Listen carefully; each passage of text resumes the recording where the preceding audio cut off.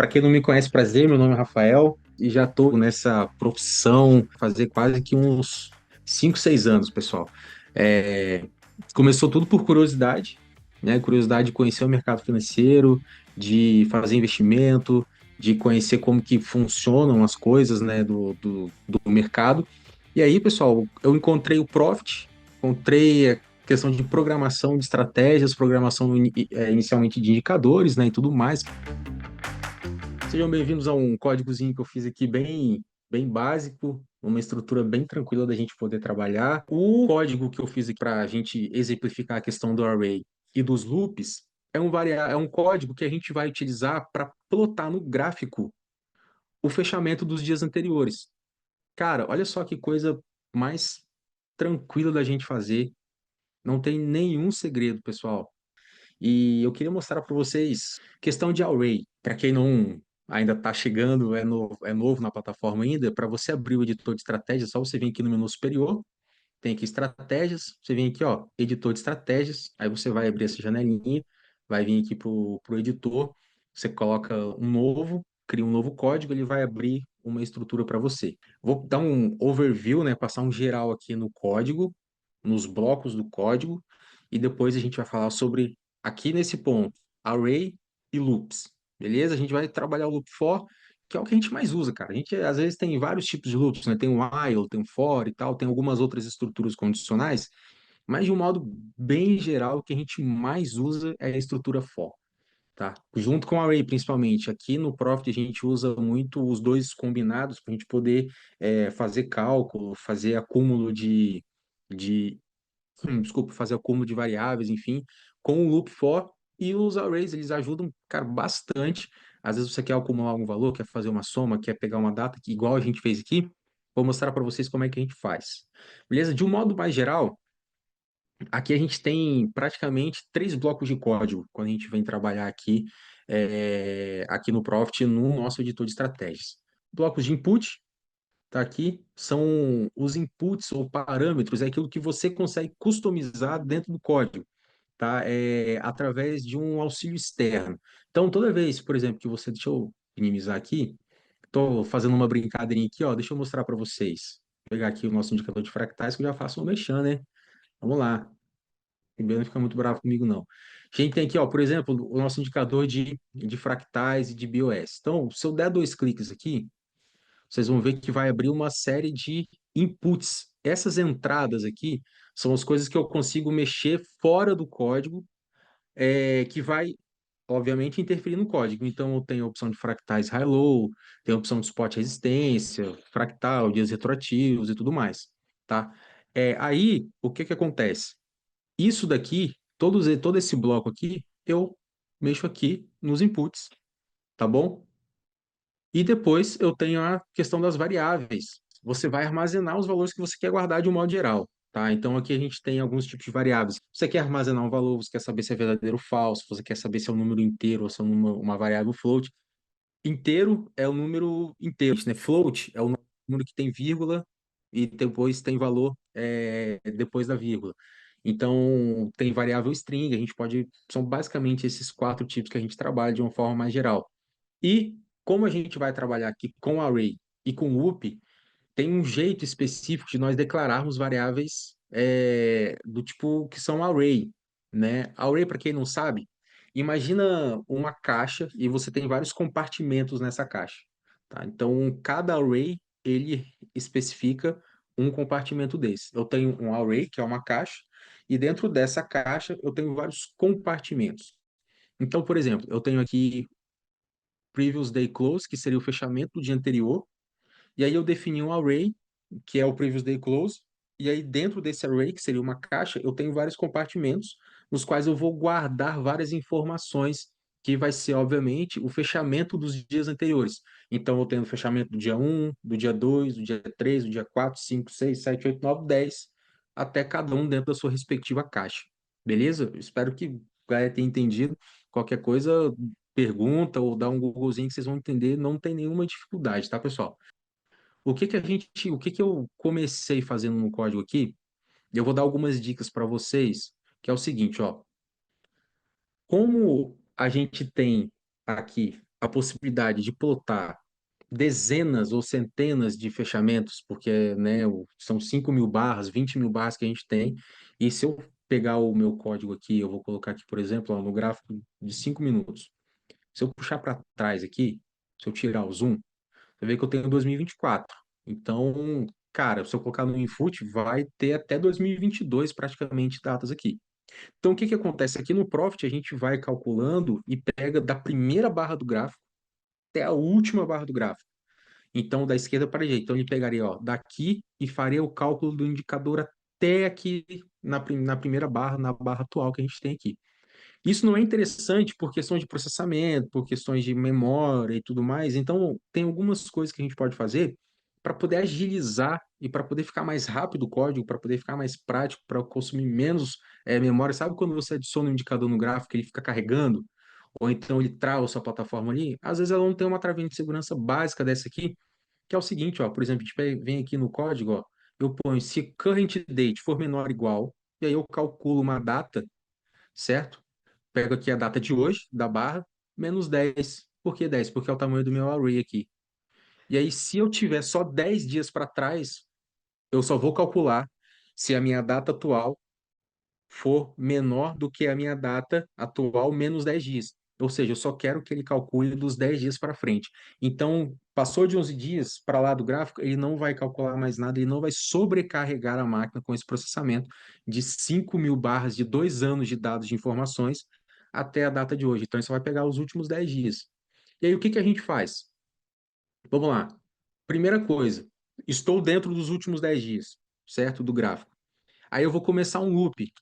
Vou começar um loop aqui, porque eu quero que do dia 1, eu quero que do dia atual, no caso, que seria o dia 0, até os dias retroativos, que foi o input que eu coloquei aqui, eu quero que ele faça um loop e preencha a minha caixa, que é o meu array, com os valores que eu vou determinar para ele poder preencher.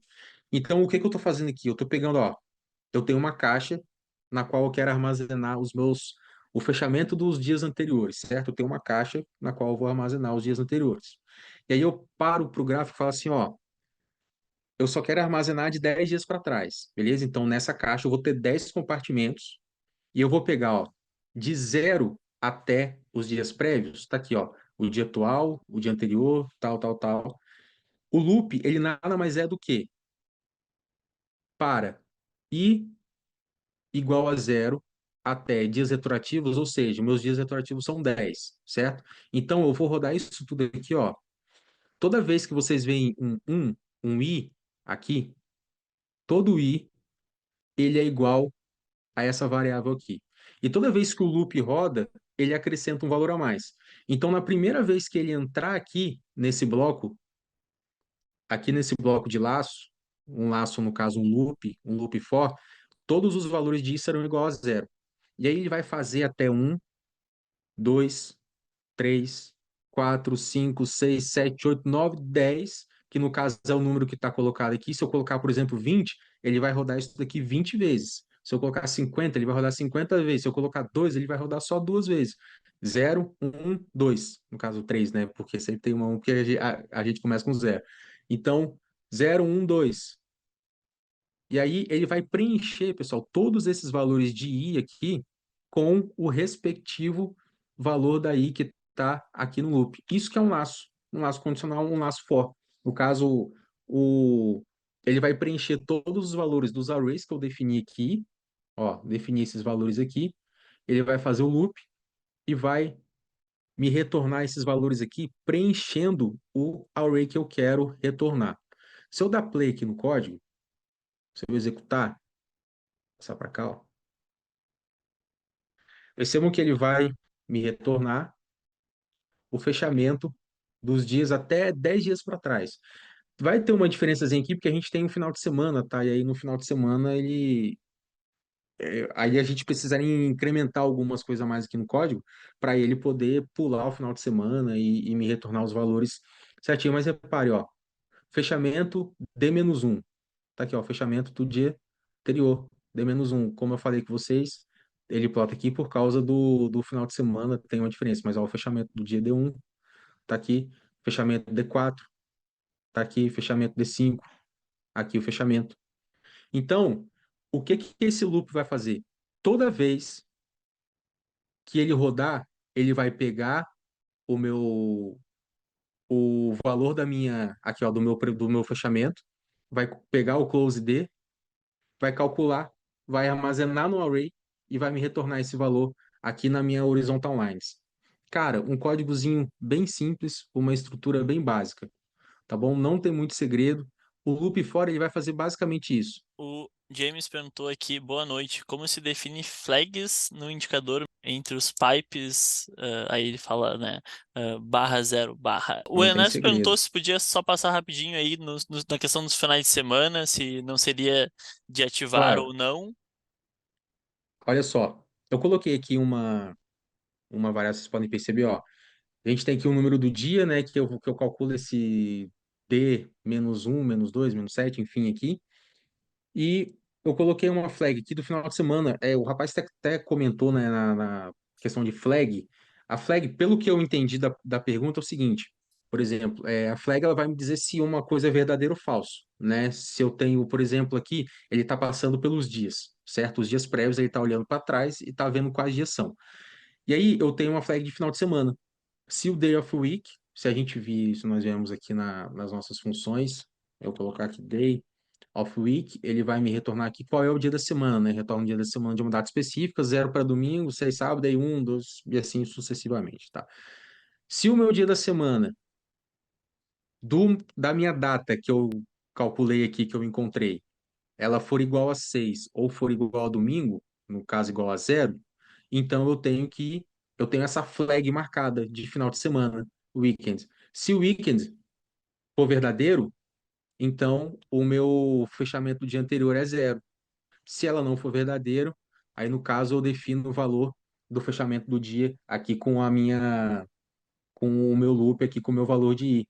E aqui, pessoal, essa função aqui closed, ela vai retornar o dia, o fechamento de dias prévios, tá? É muito simples, a gente vir aqui, ó, retorna o fechamento de número de determinados dias atrás. Então, por exemplo, ó, quando a minha variável i é 0, tá me retornando o dia o fechamento do dia anterior. Quando ela é 1, o dia de ontem. Quando é 2, de anteontem. E assim ela vai calculando e armazenando os valores no array. Beleza? Então, pelo que eu pude entender, essa flagzinha aqui, ó, já responde duas perguntas, né? A flag do weekend e do final de semana que a gente pula aqui, ó. Quer ver? Se eu desmarcar isso aqui, dá um exemplo para vocês aqui, ó. Se eu colocar só essa parte aqui do código, percebe que ele vai me marcar, ele vai me adicionar mais duas linhas aqui, que são as linhas do final de semana. Ó, tá vendo? Ele me adicionou mais linhas. Hoje a gente está numa terça-feira, linha D-2 é a linha do final de semana, caiu num domingo, certo? Se eu tirar essa flag do final de semana, ele me adiciona aqui linhas que, na verdade, eu não tenho que ter aqui no código, porque são linhas do final de semana, num lugar totalmente fora da caixinha aqui, ó. Não tenho nenhum fechamento aqui nesse lugar. Tem a função plot, aqui eu estou usando o horizontal lines, né, para Uhum, poder plotar, porque a gente consegue colocar um texto e tal, fica bem bacana. Mas a gente também pode usar a função plot, aqui o uhum. plotn, que ele vai dar para a gente praticamente o mesmo resultado, só que sem essa boniteza aqui das horizontal lines, né? Espero que realmente tenha agregado vocês. Agradecer imensamente o Rafa aí que se disponibilizou e Pô, tá tamo aí junto, mano. compartilhando o conhecimento dele. A gente quer munir vocês cada vez mais, né, de funções, de códigos para vocês poderem estar criando, estar produzindo as próprias estratégias de vocês. Esperamos vocês no próximo laboratório. Então, chamem os amigos aí, não deixem de acompanhar o e-mail de vocês, que as notícias sempre serão por lá, e quem sabe um canal do Connect. Boa semana a todos aí e vamos fechando por aqui. Até o próximo Laboratório dos Códigos. Tchau, tchau, pessoal. Falou, pessoal, forte abraço, tamo junto, é nóis.